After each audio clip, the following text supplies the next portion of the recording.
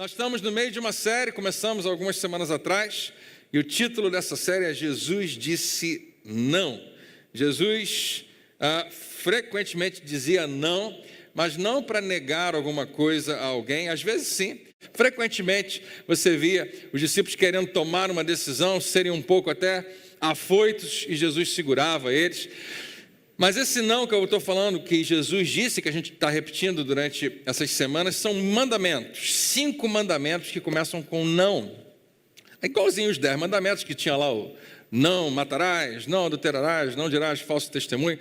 A gente vê Jesus falando de outros mandamentos.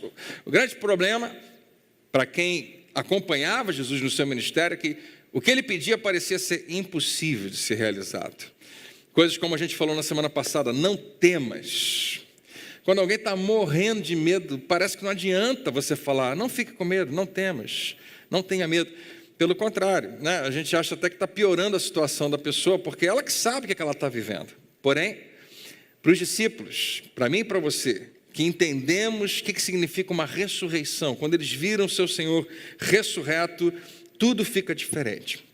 E é a partir daí que a gente começa realmente a história que a gente está tratando. Jesus vem para esse planeta, enviado por Deus, né? Jesus nasce aqui de uma virgem, cumpre o seu propósito.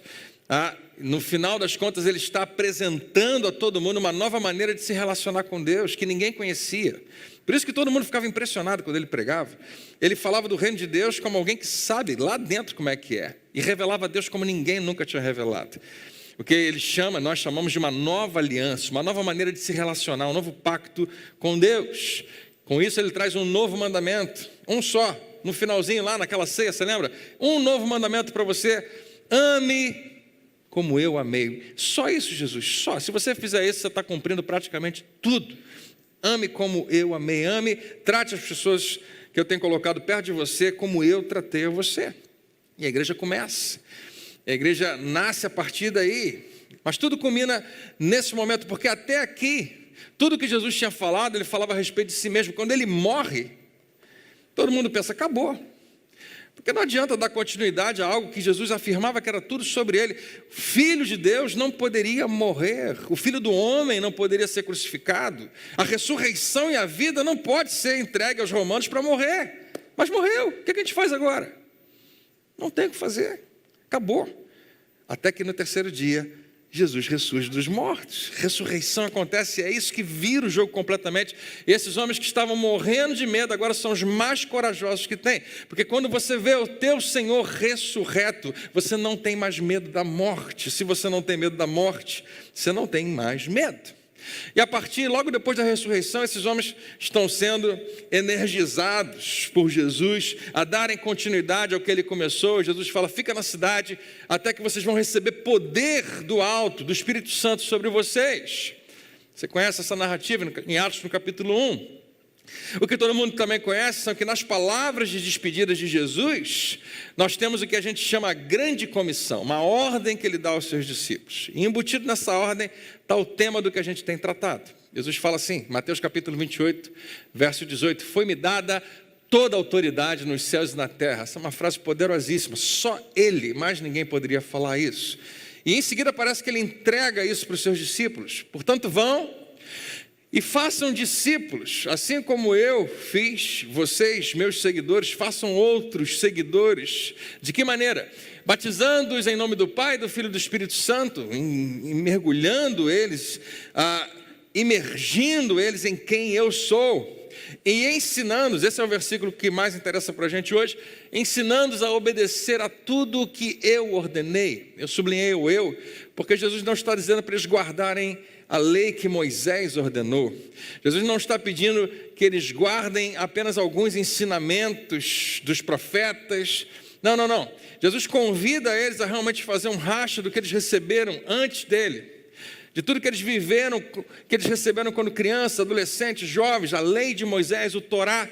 Ele fala, não, eu quero que vocês ensinem, não só aos judeus, ao pessoal de Jacarepaguá também, aos gentios também, a todos eles, o que eu ordenei a vocês. Lembra que eu dei algumas ordens? Lembro, está tudo anotado. E eu estarei sempre com vocês até o fim dos tempos. Que alguém diga aleluia. Fala para quem está do seu lado, Ele nunca te deixa. Então começa a igreja, eles sabem que eles precisam fazer isso, pegar o que Jesus ordenou a eles e passar adiante. Mas Jesus não deixa uma Bíblia para eles, porque não existia uma Bíblia. Na verdade, só existia a Bíblia dos judeus, a gente chama do Antigo Testamento, e Jesus meio que deixa para trás. E não tem, Paulo nem se converteu ainda, naquela época, a gente está falando dos primeiros 20, 30 anos da igreja. Mateus, Marcos, Lucas, João ainda nem tinham começado a escrever. E eles começam uma igreja sem escrituras, sem Bíblia. É possível isso? Perfeitamente. Foi uma igreja que deu muito certo lá atrás. Graças a Deus hoje a gente tem acesso à palavra. Mas eles não tinham. Não havia evangelhos, não havia cartas, não havia revelações. Tudo que nós lemos hoje no Novo Testamento não existia. E ainda assim a igreja começa, e ela cresce, e ela avança, e ela ganha impulso. E o que eles tinham eram os mandamentos de Jesus. E eu estou falando de 5 deles nessa nossa série, a gente está chamando os não-damentos, né? Porque Jesus fala não essas 5 vezes. 5 coisas que Jesus disse para nós não fazermos. Então, o nosso desafio nessas semanas, eu estou convidando você a voltar no tempo e perguntar como é que seria experimentar isso como igreja primitiva. Uma igreja que quer seguir as ordenanças de Jesus, mas não tem uma Bíblia. E lembrar que Jesus pediu coisas que pareciam ser impossíveis, tipo, não temas, tipo, não duvide, tipo, alguém consegue fazer isso? Não se preocupe. A gente consegue falar isso com uma facilidade imensa, mas é muito difícil diante de uma notícia que você recebeu, diante de uma experiência que você está vivendo, que é extremamente preocupante, alguém chegar para você e falar, querido, não se preocupe. Quem já ouviu isso e pensou assim, agora sim, você falou não se preocupe, parou, acabou tudo, problema resolvido? Não, a gente sabe que não funciona alguém simplesmente nos mandar não nos preocuparmos, a não ser que esse alguém seja alguém que ressuscitou. E quando Jesus fala isso, faz toda a diferença. Agora, o não dessa manhã, o não que nós vamos estudar hoje é um não bem grande. E se eu contar para você ele agora, antecipadamente, você vai pensar, André, nem começa porque esse é impossível. Ninguém consegue propriamente cumprir esse mandamento de Jesus. Mas é bom lembrar que Jesus nunca vai pedir a você alguma coisa que você realmente não possa fazer. Ele sabe até onde você consegue ir. Então, antes de dizer para você qual é o não, eu queria contar para você a história de onde ele vem. Onde ele está incluído no ministério de Jesus, onde ele aparece num episódio onde Jesus se encontra com algumas pessoas. Mas esse é um encontro extremamente emocionante. Tem uma carga emocional imensa, maior do que a gente pode imaginar, só se você estivesse lá que você ia perceber. E para a gente começar a entender, é fundamental que você saiba onde esse encontro aconteceu. Se você lembrar de alguns encontros de Jesus, ele se encontrou com pessoas em vários lugares. Esse especificamente acontece no lugar que nós chamamos hoje o Monte do Templo. E aqui tem uma animação de como ele deveria ser naquela época. Na parte bem alta do que era antigamente o Monte Moriá, se transforma nesse lugar que abriga o lugar mais importante de todos para o judeu, que foi destruído no ano 70 depois de Cristo. E nunca mais os judeus puderam propriamente adorar a Deus como eles aprenderam que deveria. A única maneira de adorar a Deus propriamente no judaísmo era no templo. E nesse monte que abrigava essa construção de cerca de 12 hectares, não era tão grande assim, havia essas estruturas, o lugar do templo onde tinha o santo lugar, o santo dos santos, lá dentro que você já conhece. Hoje está mais ou menos assim. Existe uma parede que parece que ainda é a original, que foi mantida e preservada do lado oeste, onde você já deve ter visto alguma cena dos judeus, que a gente chama do Muro das Lamentações. Mas a parte central e principal é ocupada por essas 3 grandes estruturas, lá no meio, a mais famosa de todas, a cúpula da rocha, do lado ali pequenininho, a cúpula da cadeia ou da corrente, e mais ali do outro lado uma mesquita, mesquita de Omar, a mesquita Al-Aqsa, se eu não me engano. E é um lugar, claro, todo monte é sagrado, extremamente sagrado, principalmente para judeus, claro, e para os muçulmanos. Todas essas estruturas centrais, hoje, é um lugar de adoração dos muçulmanos, foi tomado por eles. Os judeus ficam só do lado de fora, especialmente no Muro das Lamentações. É curioso, e eu entendo, que seja um lugar sagrado para cristãos também. Mas deixa eu dizer para vocês, que se você abraçou a Cristo Jesus como teu Senhor e teu Salvador, Ele declarou que você agora é um lugar sagrado, que você é templo do Espírito Santo. E sim, nós damos reverência e reconhecemos a honra do lugar, mas Deus já estabeleceu que é você que carrega a presença dEle. Que alguém diga amém?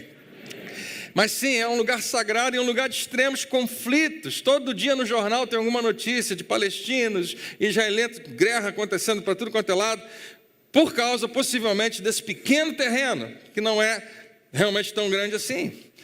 É um lugar de muito conflito. Mas no tempo de Jesus, naquele primeiro século, era esse aqui o epicentro, o lugar central das atividades de Deus, do que Deus estava fazendo, ou de que todos acreditavam que Deus estava. Era o lugar da presença de Deus. Por quê?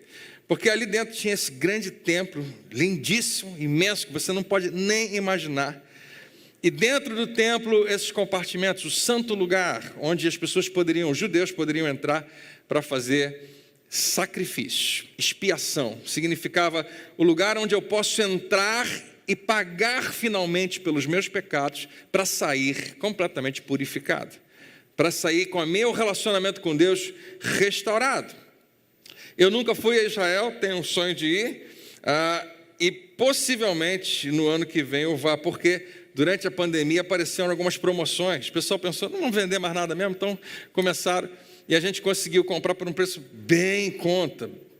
Menos do que você pagaria para uma pessoa, eu estou pagando para eu, minha esposa e meus filhos. Por que eu não contei para vocês? Não sei, não era a ideia de fazer uma caravana, foi há muito tempo, e não era realmente, a gente nem sabia quando aconteceria. Talvez fosse esse ano, talvez seja ano que vem, vamos ver. E quando eu for, eu quero, claro, obviamente, conhecer o máximo que eu puder desse lugar, mas eu quero especialmente ir num lugar, e se você já foi, ou se você pretende ir, dizem que você não pode perder esse lugar, que fica aqui embaixo. Não sei se dá para você ver propriamente, mas essa área é uma das entradas principais do templo, e seria o que a gente chama de escadaria do sul. E é mais ou menos onde hoje o nosso episódio vai se concentrar. Esse lugar tinha um degrau mais estreito, outro um pouco mais largo, e ainda se foi preservado. Na verdade, disse que isso já é uma reconstrução, e termina nessa parede murada, mas era antes a entrada principal do templo. Por que isso é importante? Porque ao subir essas escadas, os judeus estavam dizendo, nós vamos nos encontrar com Deus. Era o lugar, era a entrada, era o caminho da presença de Deus.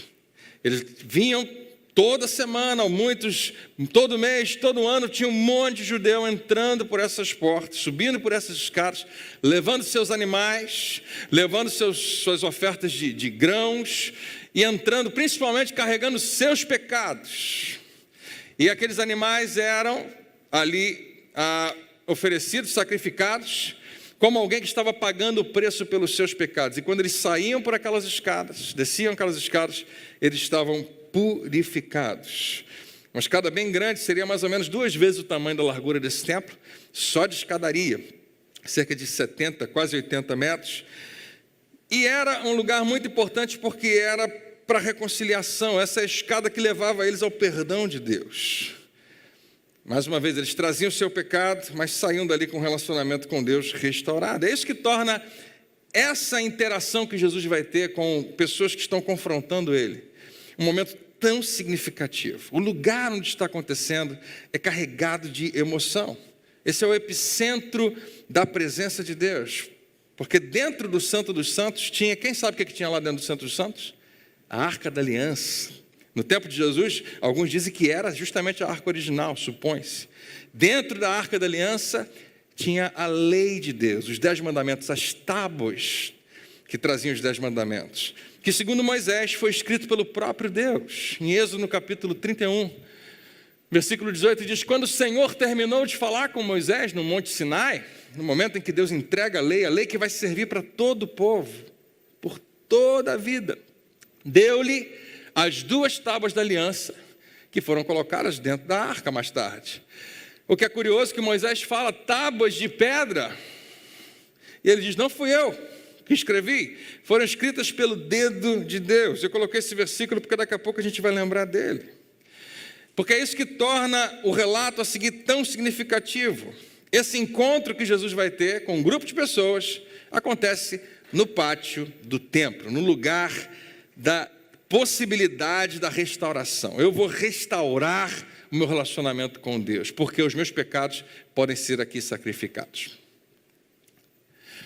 João capítulo 8, a partir do versículo 2. Ao amanhecer, e na sua Bíblia talvez esteja de madrugada, ou bem cedo pela manhã, ou seja, quando o sol estava surgindo, Jesus apareceu novamente no templo, como ele fazia sempre, onde todo o povo se reuniu ao seu redor, e ele fez o que fazia sempre, sentou para ensiná-lo. Possivelmente encontrou uma sombra, sentou e as pessoas começaram a chegar. Onde Jesus ia, especialmente na Judéia, com certeza, muita gente vinha atrás dele. E Jesus está ensinando. Eu não sei quantos minutos se passaram, ou quantas horas se passaram, mas o próximo versículo é uma interrupção do ensino de Jesus. Tem que parar tudo. Os mestres da lei e os fariseus eram os homens mais importantes que existiam no templo, os que chamavam a atenção de todo mundo sabia que eles eram homens muito cultos, muito inteligentes, muito ricos e dominavam a cultura. Trouxeram a Jesus uma mulher surpreendida em adultério, flagrada num ato. Imagina essa cena. Você acabou de ver essa escadaria, esses homens tiveram que subir, quase que arrastando essa mulher, para levá-la até o pátio do templo onde Jesus estava ensinando. Uma pergunta importante: que horas que eles flagraram essa mulher? E mais importante, onde que eles passaram a noite inteira? E essa mulher também. Existe grande chance de eles terem flagrado. Existem alguns dizem que foi até premeditado, que eles já sabiam o que eles iam fazer, mas existem grandes chances de eles terem flagrado essa mulher de noite e levado ela para qualquer lugar para esperar o amanhecer. Porque eles não tinham o hábito de ter que levar essa mulher para alguém julgar. Ela já era julgada pela lei. Imediatamente eles poderiam executá-la. Mas quando pegaram essa mulher em adultério, a questão para eles não é o que a gente faz com ela. A questão para eles é: essa é uma oportunidade perfeita para a gente finalmente pegar Jesus. E essa mulher é ser usada apenas como um meio para isso. Traz essa mulher arrastada, coloca ele na frente de Jesus no pátio, a multidão já está ali, todo mundo olhando. Deve começar a chegar mais e mais gente, porque aquilo chama atenção. Esses homens bem vestidos, arrumados, que carregam muita autoridade, estão carregando uma mulher para quê? Porque eles têm algo a falar com Jesus. Fizeram ela ficar de pé diante de todos, humilhação máxima, no meio da praça dos gentios, no lugar onde os gentios poderiam ficar, um lugar extremamente amplo. Tinha que ser um espetáculo público. Por quê? Porque eles têm um propósito, eles têm um objetivo, e não era o bem-estar daquela mulher. E disseram a Jesus: mestre, professor, essa mulher foi surpreendida em ato de adultério. Não foi algo que alguém contou para a gente. Nós vimos. Ela foi surpreendida em ato de adultério, como você, Jesus, e todo mundo conhece o que está escrito na lei de Moisés. E não apenas uma das leis periféricas de Moisés, das suas 600 e tantas, mas uma das 10 mais importantes. Na verdade, uma das poucas que as pessoas realmente lembram que existe. Você pergunta para alguém: você conhece os 10 mandamentos? Claro, me cita aí 5. Não adulterarás. Tem alguma coisa de matar? Não sei se pode roubar, acho que não. Mentir, acho que... Não, adulterarás é uma das poucas que as pessoas lembram. E está lá, em Êxodo capítulo 20, no versículo 14. E Jesus, não é por acaso que a gente está aqui tão pertinho do santo lugar, do santo dos santos e da arca da aliança e das tábuas da lei. Se alguém tiver alguma dúvida, está logo ali o documento original que diz: Deus está dizendo, não adulterarás. Moisés foi quem trouxe isso para nós, nossa autoridade máxima. A nossa pergunta é para você. E nesse momento o clima fica tenso. A multidão deve estar começando a aumentar por causa do que estava acontecendo. E era o último lugar que essa mulher queria estar. E talvez alguém se identifique com ela, que você já deve ter ido à igreja e era o último lugar que você queria estar. Mas alguém prometeu levar você para almoçar depois. Mas a igreja muitas vezes pode provocar uma sensação de condenação. Não deveria, mas pode provocar.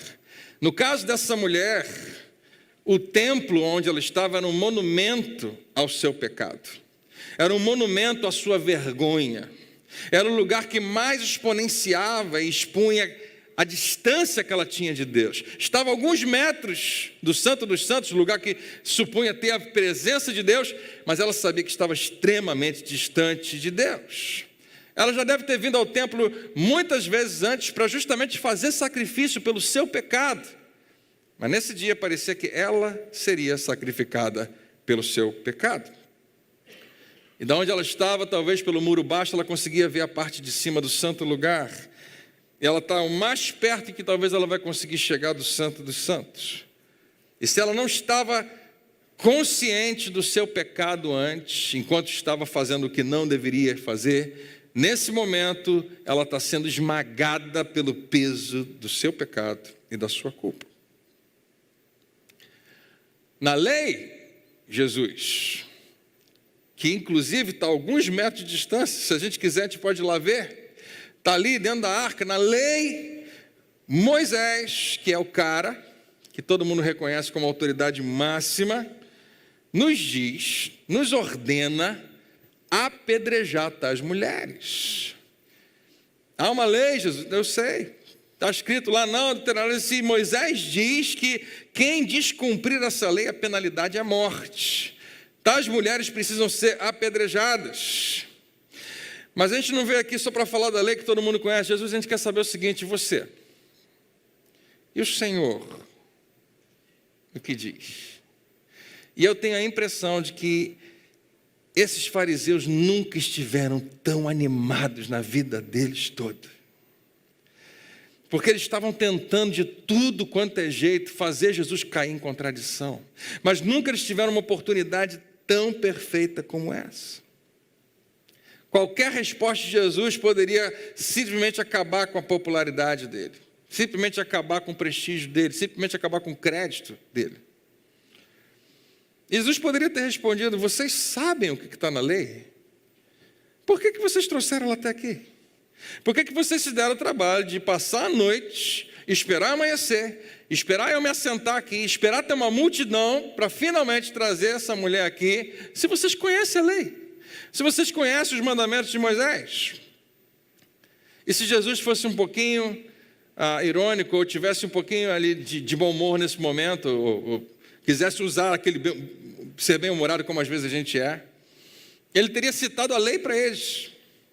Tais mulheres devem ser apedrejadas. O que você diz, Jesus? Olha só, querida patrulha de Deus, que eles se achavam pessoas que tinham que proteger a lei de Deus.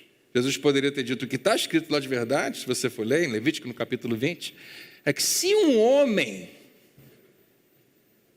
cadê o homem? Trouxeram só uma mulher, não foi? Não está faltando alguém aqui não? Se um homem cometer adultério com a mulher de outro homem, ou com a mulher do seu próximo, tanto adúltero, cadê ele? Não veio Jesus. Quanto a adúltera, terão que ser executados. Era tudo bem premeditado. Eles sabiam onde eles queriam chegar. Jesus não faz isso, Jesus não lê a lei para eles.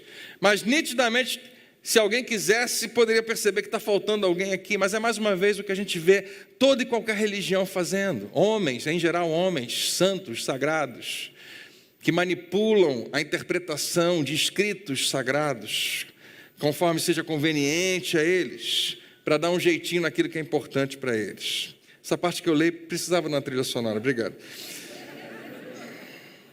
Voltando à leitura, eles estavam usando essa pergunta como uma armadilha a fim de terem uma base para acusá-lo, caso você não tenha percebido ainda. Eles tinham um plano de acusar a Jesus. Não foi por acaso que eles arrastaram essa mulher escada acima no pátio do templo para fazer essa pergunta a Jesus. Eles queriam uma plateia.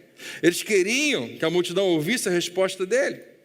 Por quê? Porque o objetivo deles não tinha nada a ver com a mulher, tinha a ver com afastar Jesus da multidão, separar Jesus da multidão. E agora eles estão no lugar perfeito, na hora certa. Se Jesus se posicionar contra a lei de Moisés, se Jesus se posicionar contra o templo, certamente ele perde completamente a sua popularidade com o povo. Todo mundo olhando para Jesus, ele agora se tornou o réu da história. Você que vai dizer, você que está sendo agora aqui num julgamento público, questionado. O que você vai dizer, Jesus? Você vai contra a lei? Era uma questão para eles, para quem está observando, muito fácil de interpretar. Era Jesus contra Moisés. Quem vai ganhar?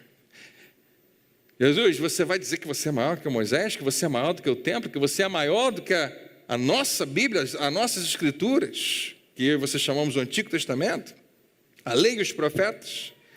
Eles não estavam nem aí para o bem-estar daquela mulher, por qual condenada e culpada ela se sentia.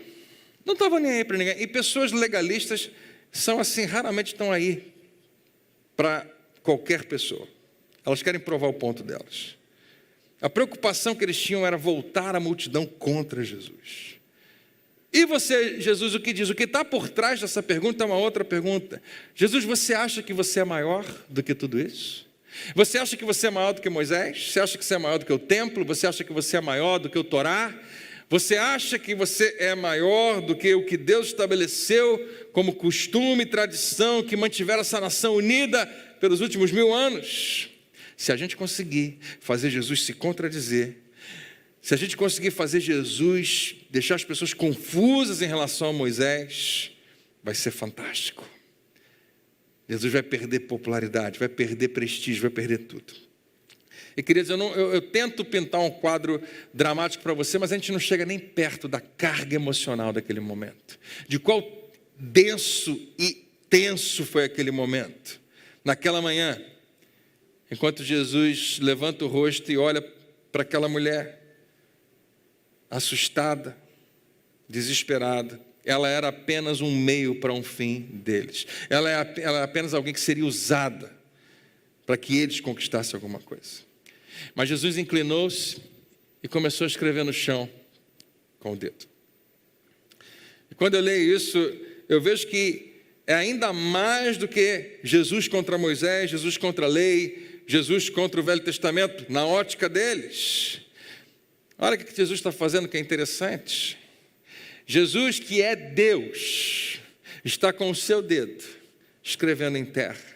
Dali a alguns metros tem tábuas escritas pelo dedo de Deus. A interpretação que alguns podem fazer é que Jesus talvez seja Jesus versus Deus. O dedo de Jesus, o dedo que pode acusar, que pode condenar, que pode destruir e que pode escrever na areia, contra o dedo de Deus que Moisés interpreta.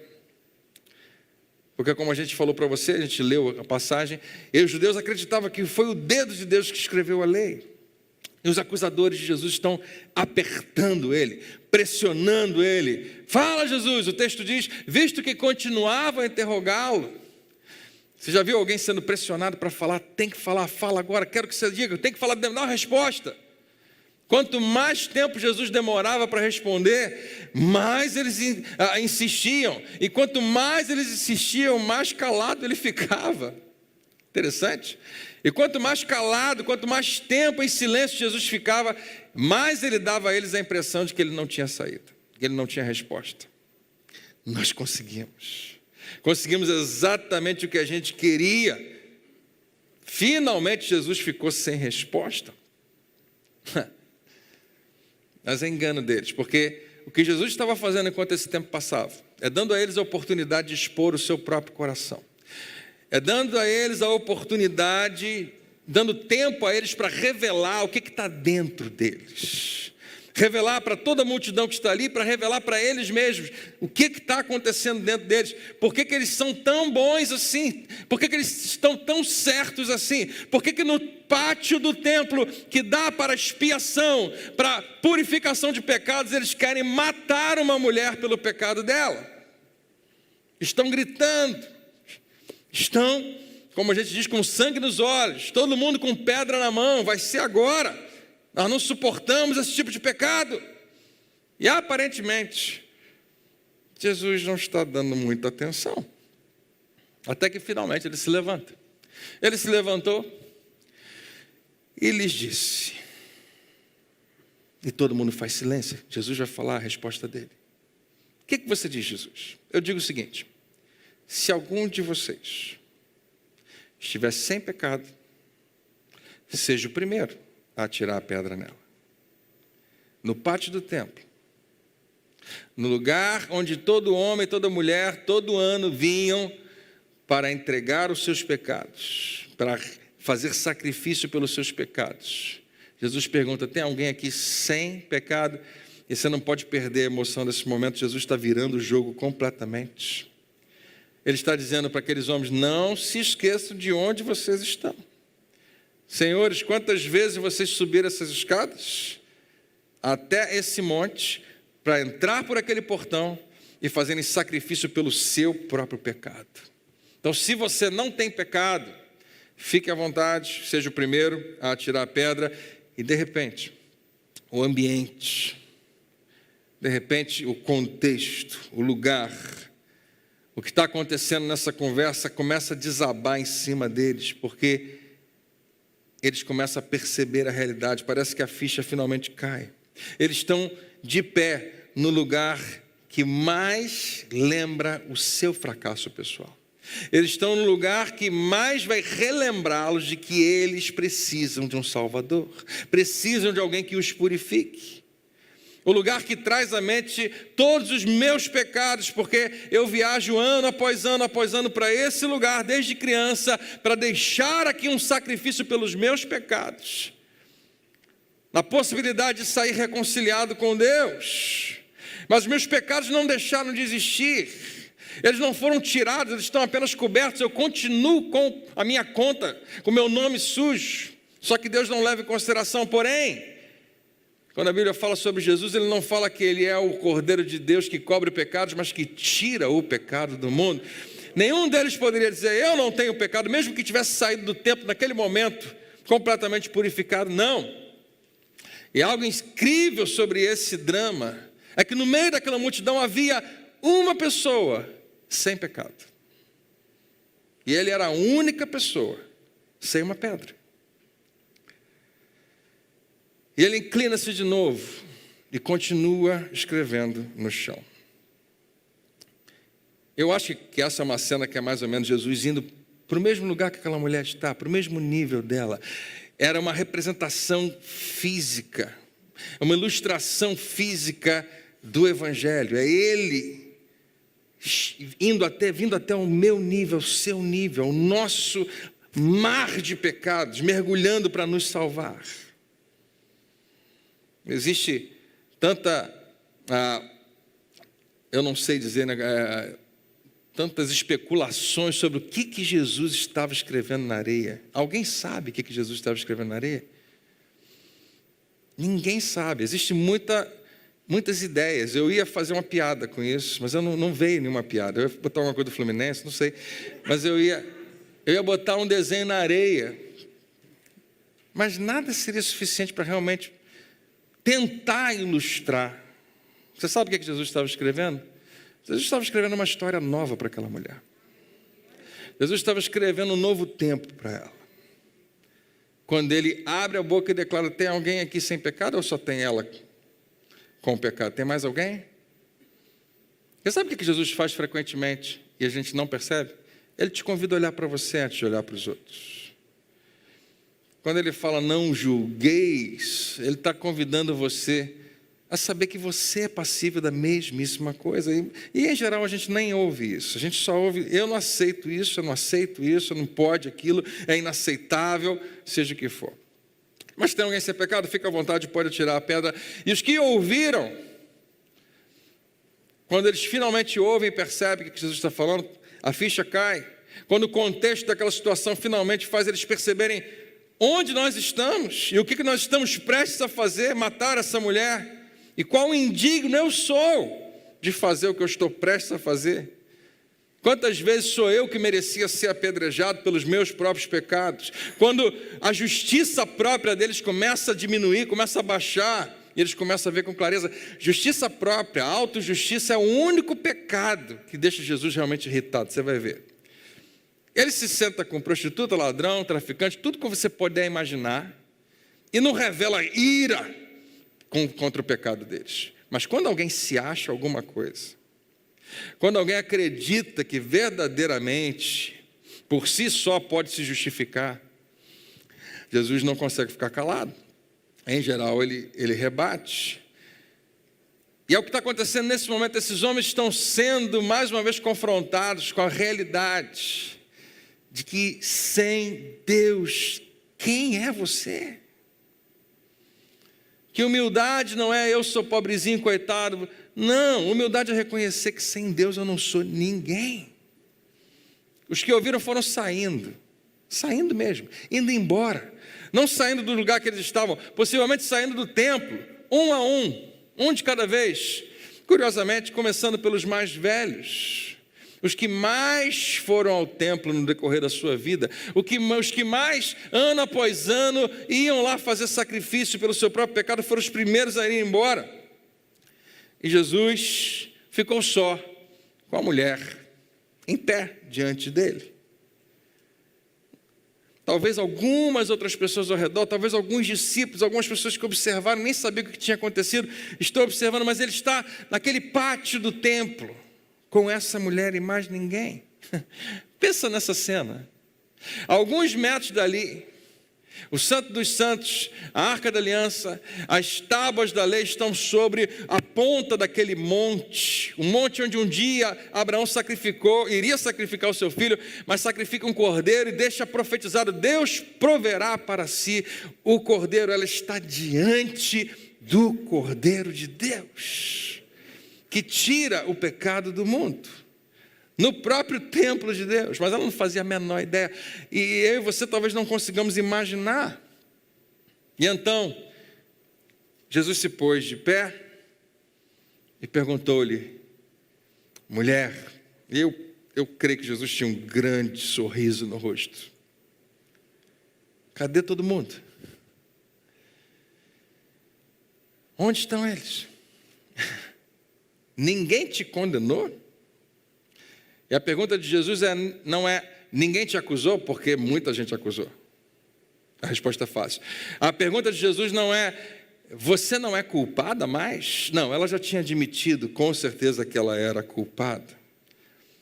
Ninguém te condenou significa, não há ninguém aqui forçando você a pagar pelo que você fez. Não tem mais ninguém que vai te obrigar a pagar pelo teu pecado. Onde estão os teus acusadores? Ninguém te condenou? E ela olha ao redor e responde, ninguém, Senhor. Talvez com lágrimas nos olhos, talvez pensando, eu achei que era o meu último dia de vida, eu achei que não tinha mais esperança para mim, e não vai ser fácil encarar a minha família, e não vai ser fácil encarar toda a comunidade judaica, mas ninguém me condenou. Ninguém me matou, ninguém me sentenciou hoje.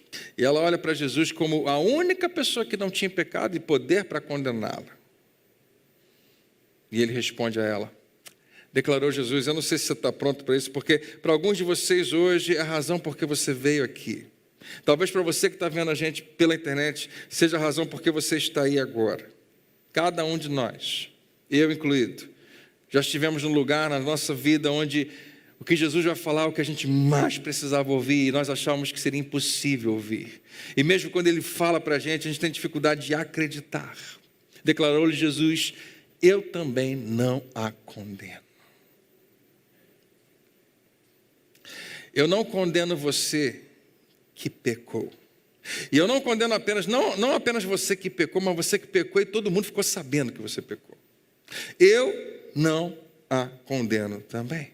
Eu não vou forçar você a pagar pelo que você fez. E ao dizer isso, Jesus anuncia para quem estiver ouvindo e para quem estiver lendo isso depois que está registrado, sim, respondendo à pergunta daqueles fariseus, eu sou maior do que Moisés, eu sou maior do que a lei, eu sou maior do que o templo, eu sou porque, como filho de Deus, como sacrifício único, definitivo pelo pecado do homem, eu sou maior do que qualquer outro sistema sacrificial.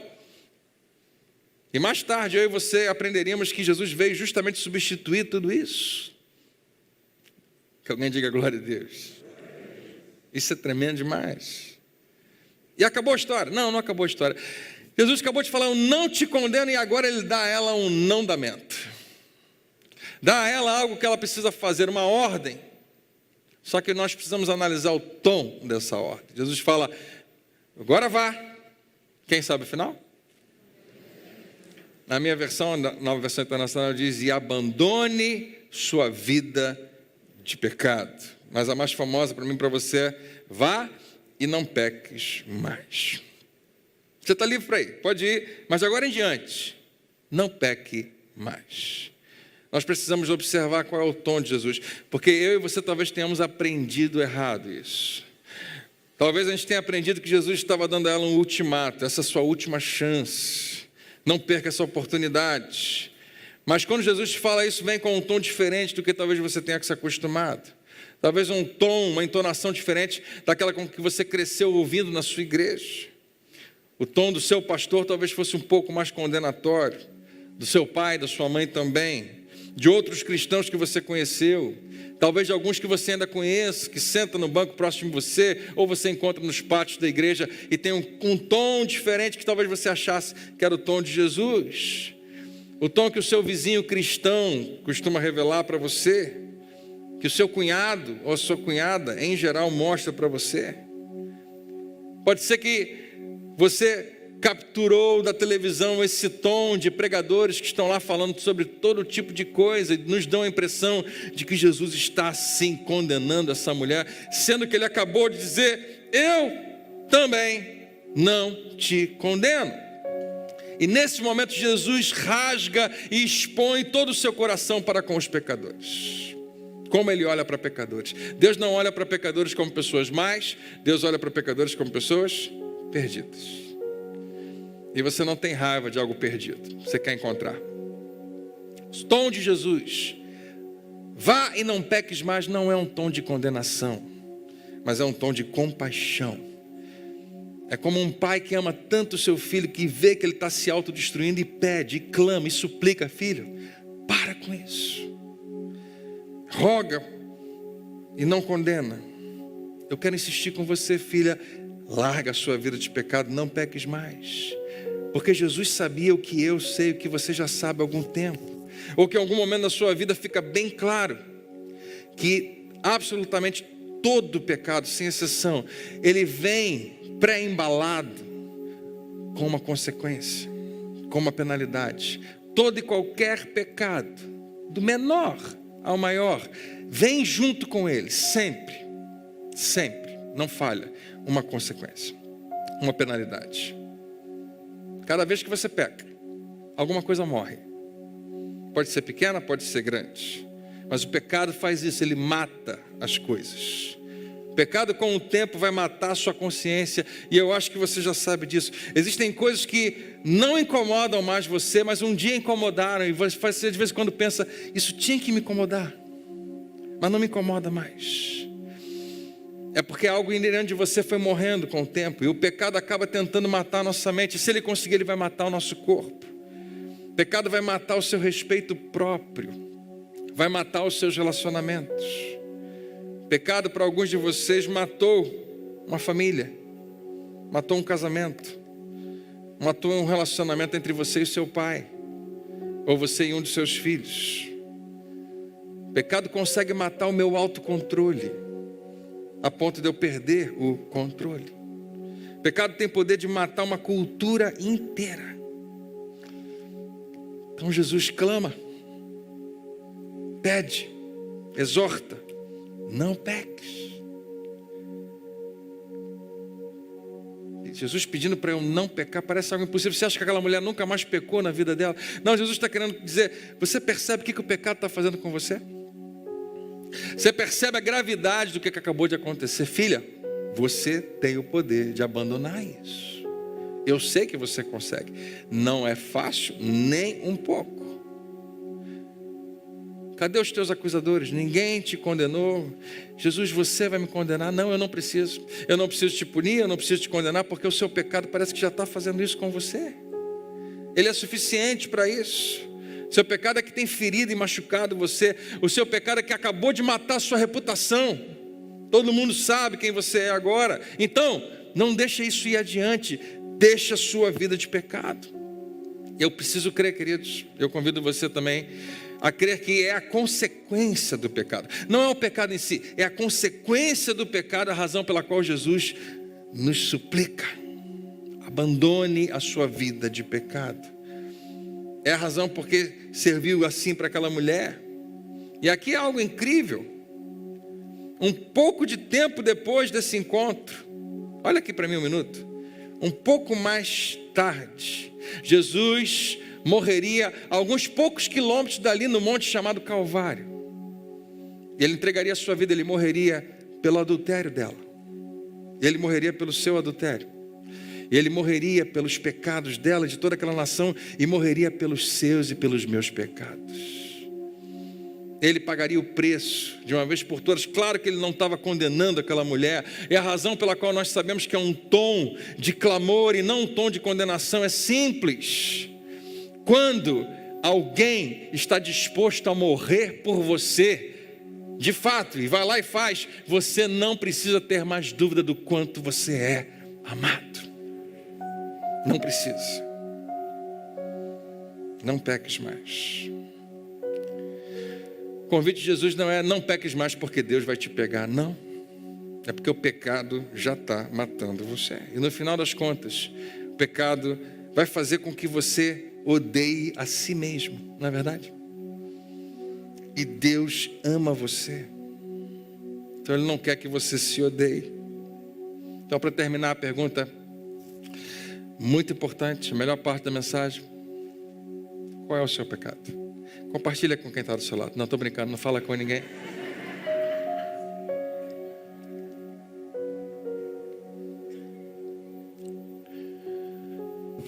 Em letras de LED hoje. Por que você não abandona? Por que você não decide hoje? Não peques mais. Não porque Deus está esperando a oportunidade para te pegar. Não, não é porque a Bíblia diz, mas é porque o pecado vai te matar. Já está matando aos poucos. Essa semana eu estava conversando com uma pessoa justamente falando de um vício que ele tem, que ele quer largar. Quando ele começou era maravilhoso. Hoje ele é aprisionado. Você quer largar? Quero. Eu não consigo. Não consigo. E está morrendo aos poucos. Então por que a gente vai continuar em algo que está nos ferindo, nos machucando, nos matando aos poucos? Quando o seu Pai Celestial, que ama você, pagou o preço, a penalidade, o sacrifício final pelo seu pecado, Ele chega para você e pede: filho, afaste-se do seu pecado. Não para que o nosso relacionamento seja restabelecido, já está em Cristo. Você é meu e pronto. Ninguém te rouba de mim, mas para que você viva a vida que eu planejei para você.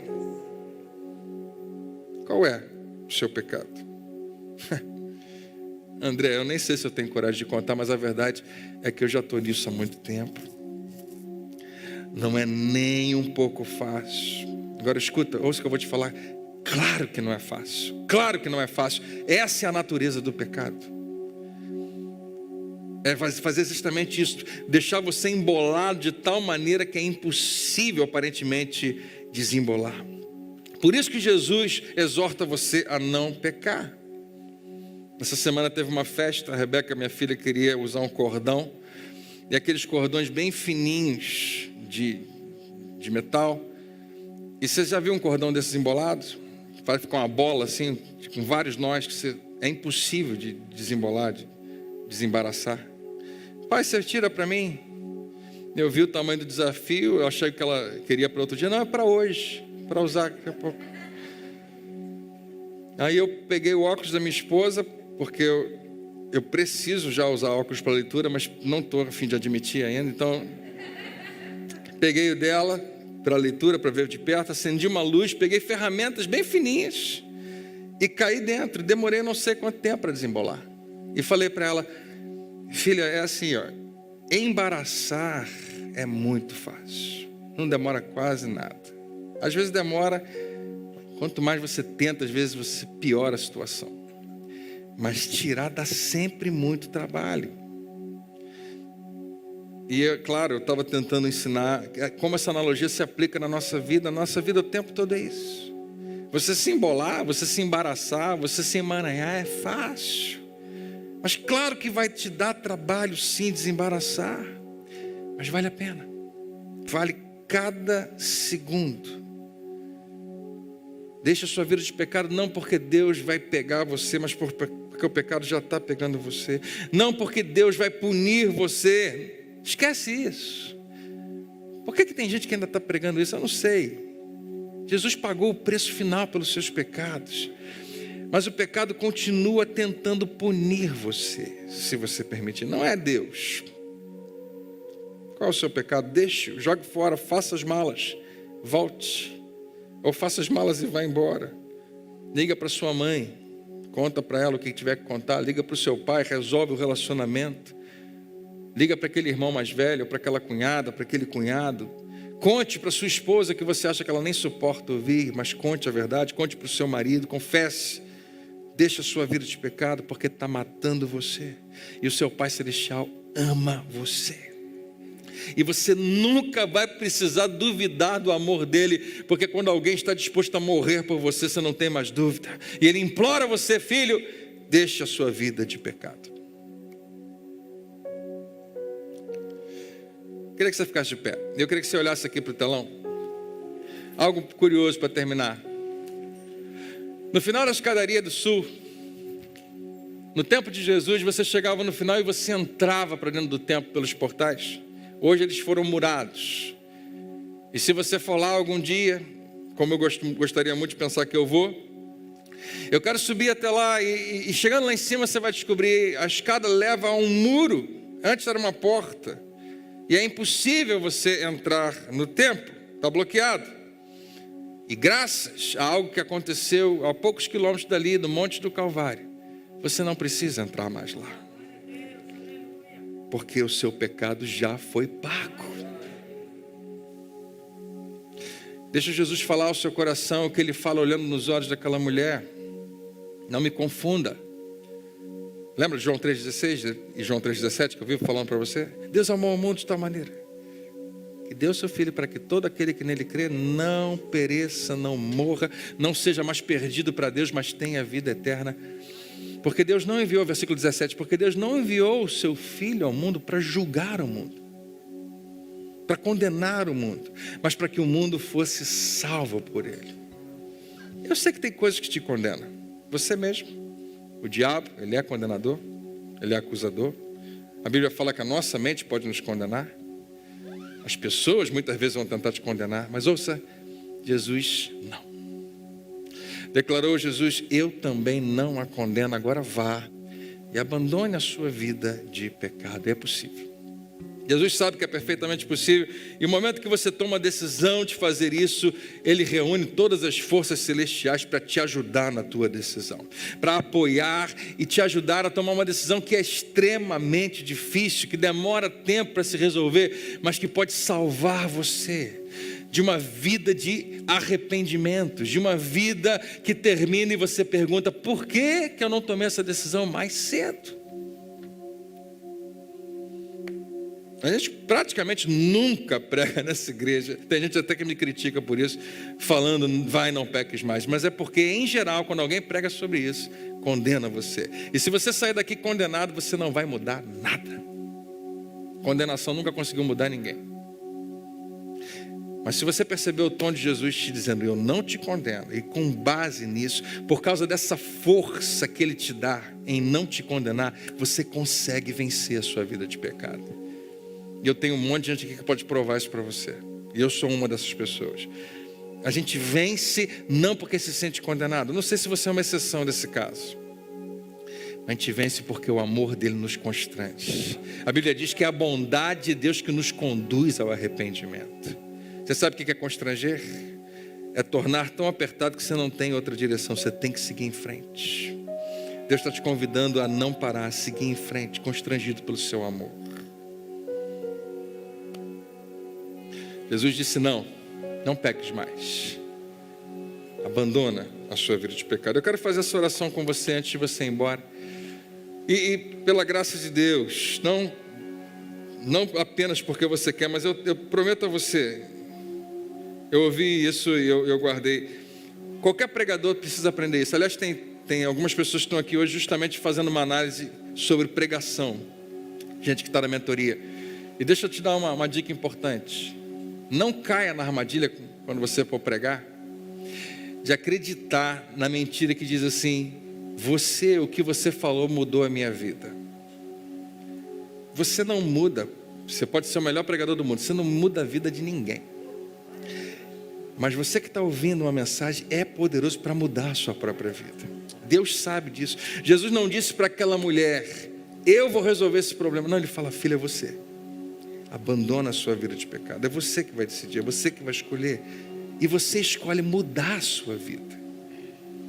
Deus vai mudar a minha vida. Ele é poderoso para mudar a sua vida, mas não sem a sua permissão, não sem a sua ação, não sem algumas coisas que é você e mais ninguém que tem que fazer. Então vamos fazer uma oração pedindo a Deus isso? O que você vai fazer com o que Ele está falando com você? Em mais 2 minutos você vai estar lá fora. Quando você passar pelo portão, você pode viver igualzinho viveu a vida inteira. É o que a maioria faz. A gente sai daqui e parece que a gente desliga de tudo que a gente recebeu. Eu não sou diferente de você. Mas quem sabe hoje algo novo começa na sua vida.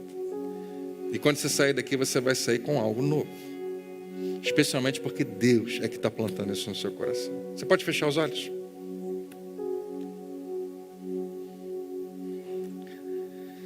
Eu sou essa mulher que está lá no pátio com Jesus. Eu sei que eu sou. Eu sou o filho mais novo. Eu achava que era o mais velho da parábola do filho pródigo que chega e não aceita o pecado do irmão. Mas eu descobri que não.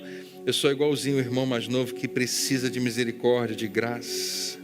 Se você é um desses, se você reconhece que você precisa da graça de Deus, da misericórdia, onde você estiver agora, se você está pensando: André, eu nem sei o que fazer com isso porque eu nem comecei a andar com Deus.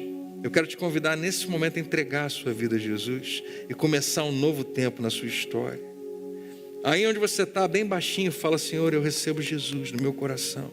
Eu começo hoje uma nova vida em Cristo. Eu prometo a você, nesse momento, Ele está mudando você por dentro. E se você permitir, Ele vai mudar você o tempo todo. Ele vai te convidar para um passo de cada vez crescer e vencer obstáculos, porque eles vão aparecer. Mas Ele está contigo, Ele nunca vai te deixar sozinho. Onde você estiver, se você diz: eu quero entregar minha vida a Jesus, faça essa pequena oração: Jesus, entra na minha vida. Eu não sou mais meu, eu sou teu para sempre, em nome de Jesus.